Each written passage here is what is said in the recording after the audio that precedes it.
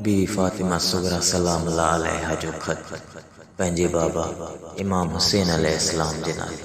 प्यारा बाबा बीमार धी जो सलाम। बिस्मिल्लाहिर्रहमानिर्रहीम।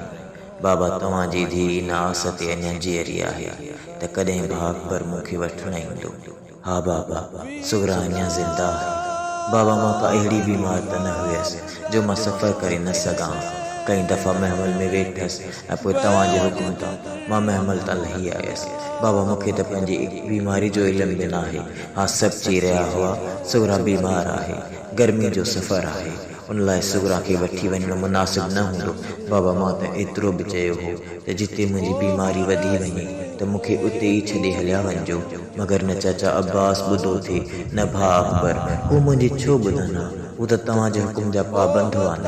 बाबा हिकु ॻाल्हि सम्झ में न आई, तव्हां पुफी ज़ैनब खे उहो छो चई रहिया हुआ त सुगरा जी शक्ल अम्मा ज़हरा सलाम अलैहा खां मिले थी? ॾिसो न बाबा, जे मुंहिंजी शक्ल ॾाढी ज़हरा सां मिले थी त इन में मुंहिंजो कहिड़ो कसूर आहे?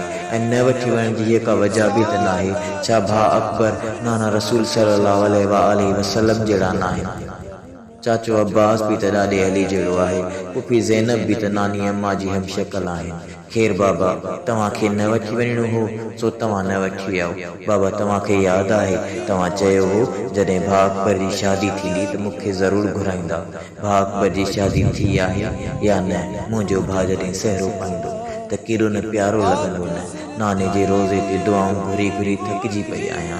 हाणे त निंड बि नथी अचे। जॾहिं सुम्हां थी त हर तरफ़ खून ई खून नज़र अचे थो, लाशा नज़र अचनि था। बाबा तव्हां सभु ख़ैर सां था आहियो न? मूंखे न वठी विया। जॾहिं नंढा ॿार ॾिसां थी त भास्कर यादि अचे थो। मूं उन्हनि लाइ कपिड़ा मोकिलिया आहिनि, उन्हनि खे ज़रूरु पाराइजो ऐं उन्हनि खे कन में चइजो त सुगरा यादि करे थी। पुफियूं कीअं आहिनि? ओनो मोहम्मद कीअं आहिनि? मुंहिंजो चाचो अब्बास कीअं आहे? बाबा तव्हां सभु ख़ैर सां त आहियो न? मूंखे न वठी विया न कंहिं मुंहिंजी ॿुधी थी। बाबा कई बार ईअं लॻे थो ॼण को वापसि आयो आहे। दरवाज़े ते वञां थी त उते कोई बि न आहे। छा मुंहिंजी क़िस्मत में बसि इहो लिखियलु आहे? बाबा तव्हांजी धीउ आहियां, वधीक कुझु चई बि नथी सघां। जनाब क़ासिम जी मेहंदी कॾहिं रखी अथई, उन्हनि खे आउं यादि अचां थी या न? ख़ैर अल्लाह अव्हांखे पंहिंजी अमान में रखे। बाबा अगरि का ॻाल्हि अव्हांजे मर्तबे ऐं शान सां घटि लिखी हुजे त अकबर जे सदके मूंखे माफ़ कजो। तव्हांजो इंतज़ारु कंदमि बाबा।